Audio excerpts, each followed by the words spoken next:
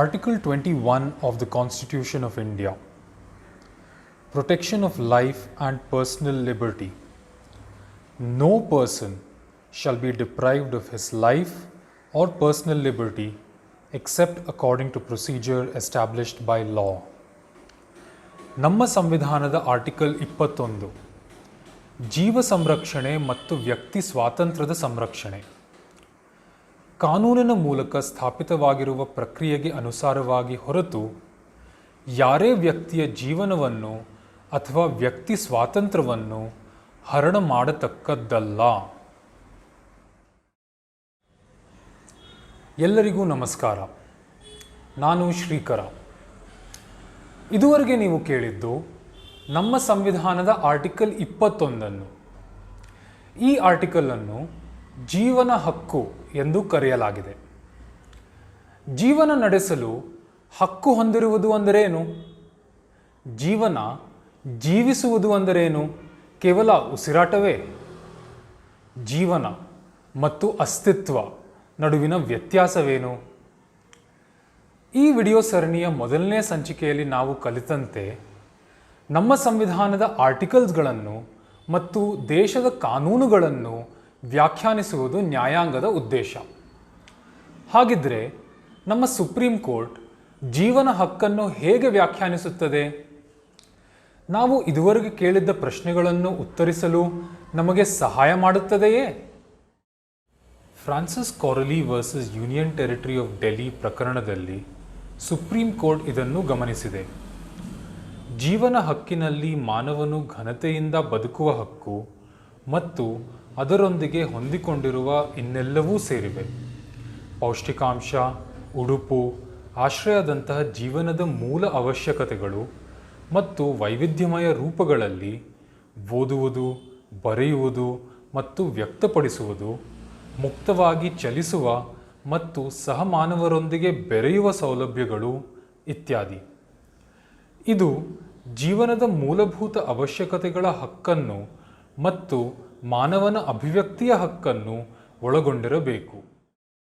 ಹೀಗೆ ಜೀವನ ಹಕ್ಕನ್ನು ಸಾಧ್ಯವಾದಷ್ಟು ವಿಶಾಲ ರೀತಿಯಲ್ಲಿ ವ್ಯಾಖ್ಯಾನಿಸಲಾಗಿದೆ. ಜೀವನ ಹಕ್ಕು ಮೂಲಭೂತ ಹಕ್ಕುಗಳಲ್ಲೇ ಮೂಲಭೂತವಾದದ್ದು ಮತ್ತು ಅತ್ಯಂತ ಪ್ರಮುಖವಾದದ್ದು ಎಂದು ಹೇಳಬಹುದು. ಅಂತೆಯೇ ಪ್ರತಿಯೊಬ್ಬ ವ್ಯಕ್ತಿಯ ಘನತೆಯ ಬಾಳ್ವೆಗೆ ಅಗತ್ಯವಾದ ಹಲವಾರು ಹಕ್ಕುಗಳ ಸಾಕ್ಷಾತ್ಕಾರಕ್ಕೆ ಕಾರಣವಾಗಿದೆ ಈ ಜೀವನ ಹಕ್ಕು. ಈ ಹಕ್ಕುಗಳು ಯಾವುವು?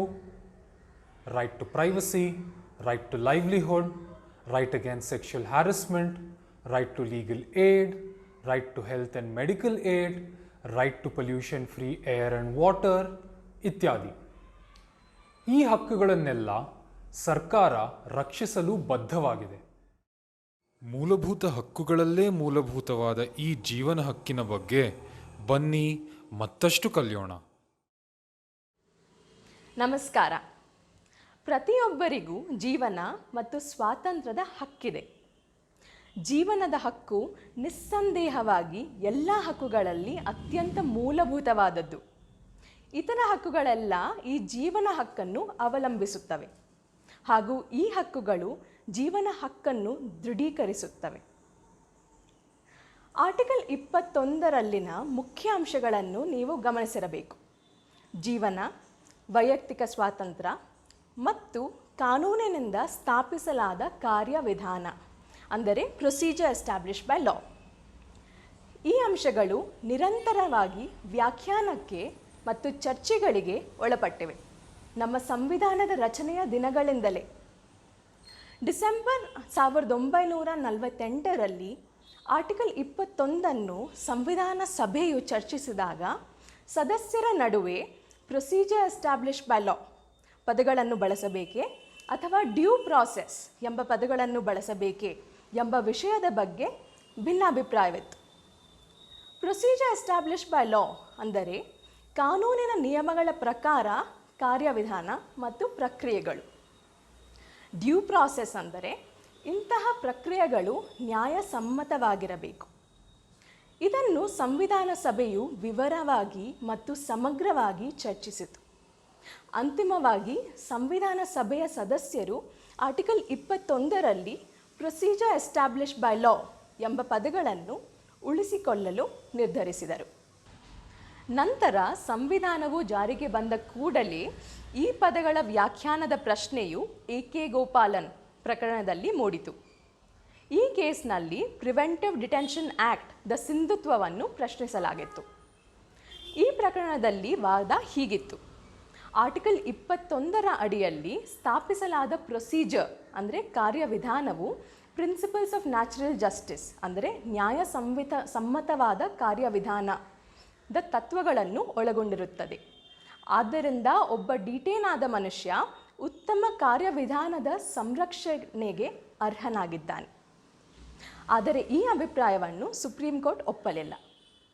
ಪ್ರಿನ್ಸಿಪಲ್ಸ್ ಆಫ್ ನ್ಯಾಚುರಲ್ ಜಸ್ಟಿಸ್ ನಿಯಮಗಳು ಅಸ್ಪಷ್ಟವಾಗಿವೆ ಮತ್ತು ಸಂವಿಧಾನವನ್ನು ಅಸ್ಪಷ್ಟ ಮಾನದಂಡವನ್ನು ಹಾಕುವಂತೆ ಓದಲಾಗುವುದಿಲ್ಲ ಎಂದು ಸುಪ್ರೀಂ ಕೋರ್ಟ್ ಆದೇಶಿಸಿತು.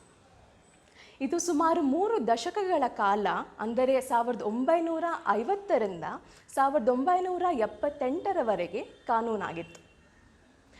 ಎಮರ್ಜೆನ್ಸಿ ನಂತರದ ಯುಗದಲ್ಲಿ ಮೇನಕಾ ಗಾಂಧಿಯವರ ಅದ್ಭುತ ಮತ್ತು ಹೆಗ್ಗುರುತು ಪ್ರಕರಣವು ಬಂದಿತು.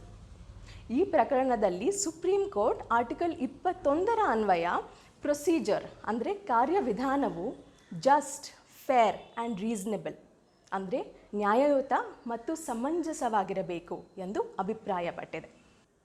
ಈ ಪ್ರಕರಣವು ಆರ್ಟಿಕಲ್ 21ರ ಬಗ್ಗೆ ನ್ಯಾಯಾಂಗದ ದೃಷ್ಟಿಕೋನವನ್ನೇ ಪರಿವರ್ತಿಸಿತು. ಡ್ಯೂ ಪ್ರಾಸೆಸ್ ಅಂದರೆ ಸರಿಯಾದ ಪ್ರಕ್ರಿಯೆ ಪರಿಚಯಿಸುವ ಮೂಲಕ ಆರ್ಟಿಕಲ್ 21ರ ಅಡಿಯಲ್ಲಿ ವ್ಯಕ್ತಿಯ ಮೂಲಭೂತ ಹಕ್ಕುಗಳಿಗೆ ವಿಸ್ತಾರವಾದ ವ್ಯಾಖ್ಯಾನವನ್ನು ನೀಡಿತು. ಈ ಪ್ರಕರಣವು ಜೀವನ ಹಕ್ಕಿನ ಒಂದು ರೀತಿಯ ಪುನರ್ಜನ್ಮಕ್ಕೆ ಕಾರಣವಾಯಿತು ಎನ್ನುವುದರಲ್ಲಿ ಸಂಶಯವಿಲ್ಲ. ಇಂದು ಆರ್ಟಿಕಲ್ 21ರ ಅಡಿಯಲ್ಲಿ ಕಾನೂನು ಹೀಗಿದೆ: ಲಾ ಅಥವಾ ಕಾನೂನು ಎಂಬ ಪದವನ್ನು ಮಾನ್ಯವಾಗಿ ಜಾರಿಗೆ ತಂದ ಕಾನೂನು ಮತ್ತು ನ್ಯಾಯಯುತ ಮತ್ತು ಸಮಂಜಸವಾದ ಕಾನೂನು ಎಂದು ಅರ್ಥೈಸಲಾಗಿದೆ. ಅಂತೆಯೇ ಪ್ರೊಸೀಜರ್ ಎಸ್ಟಾಬ್ಲಿಷ್ ಬೈ ಲಾ ಅಥವಾ ಕಾನೂನಿನಿಂದ ಸ್ಥಾಪಿಸಲ್ಪಟ್ಟ ಕಾರ್ಯವಿಧಾನ ಎಂಬ ಪದಗಳನ್ನು ನ್ಯಾಯಯುತ ಮತ್ತು ಸಮಂಜಸವಾದ ಕಾರ್ಯವಿಧಾನ ಎಂದು ಅರ್ಥೈಸಲು ವ್ಯಾಖ್ಯಾನಿಸಲಾಗಿದೆ. ನ್ಯಾಯಮೂರ್ತಿ ಕೃಷ್ಣ ಅಯ್ಯರ್ ಅವರ ಮಾತುಗಳಲ್ಲಿ article 21 can be characterized as a procedural Magna Carta protective of life and liberty. Article 21ನ್ನು ಜೀವನ ಮತ್ತು ಸ್ವಾತಂತ್ರ್ಯದ ರಕ್ಷಣಾತ್ಮಕ ಕಾರ್ಯವಿಧಾನದ ಮ್ಯಾಗ್ನಾ ಕಾರ್ಟಾ ಎಂದು ನಿರೂಪಿಸಬಹುದು. ಹಲವು ವರ್ಷಗಳಿಂದ ಜೀವನ ಹಕ್ಕನ್ನು ನಮ್ಮ ನ್ಯಾಯಾಂಗವು ಸಾಧ್ಯವಾದಷ್ಟು ವಿಶಾಲ ರೀತಿಯಲ್ಲಿ ವ್ಯಾಖ್ಯಾನಿಸಿದೆ. ಆರ್ಟಿಕಲ್ 21ರ ಮೇಲಾವರಣದ ಅಡಿಯಲ್ಲಿ ಅನೇಕ ಹಕ್ಕುಗಳು ಆಶ್ರಯ, ಬೆಳವಣಿಗೆ ಮತ್ತು ಪೋಷಣೆಯನ್ನು ಕಂಡುಕೊಂಡಿವೆ. ಫ್ರಾನ್ಸಿಸ್ ಕೊರೆಲಿ ಪ್ರಕರಣದಲ್ಲಿ ಸುಪ್ರೀಂ ಕೋರ್ಟ್ ಆರ್ಟಿಕಲ್ 21 ಮಾನವ ಘನತೆಯಿಂದ ಬದುಕುವ ಹಕ್ಕನ್ನು ಒಳಗೊಂಡಿದೆ ಎಂದು ಘೋಷಿಸಿದ್ದನ್ನು ನಾವು ಮೊದಲೇ ನೋಡಿದ್ದೇವೆ. ಸುನಿಲ್ ಬಾತ್ರಾ ಪ್ರಕರಣದಲ್ಲಿ ಸುಪ್ರೀಂ ಕೋರ್ಟ್ ಜೀವಿಸುವ ಹಕ್ಕು ಆರೋಗ್ಯಕರ ಜೀವನವನ್ನು ನಡೆಸುವ ಹಕ್ಕನ್ನು ಸಹ ಒಳಗೊಂಡಿದೆ ಎಂದು ಘೋಷಿಸಿದೆ. ಅಂತೆಯೇ ರೈಟ್ ಟು ಲೈವ್ಲಿಹುಡ್ ಅಂದರೆ ಜೀವನೋಪಾಯದ ಹಕ್ಕನ್ನು ಆರ್ಟಿಕಲ್ 21ರ ಒಳಗೆ ಸೇರಿಸಲಾಗಿದೆ.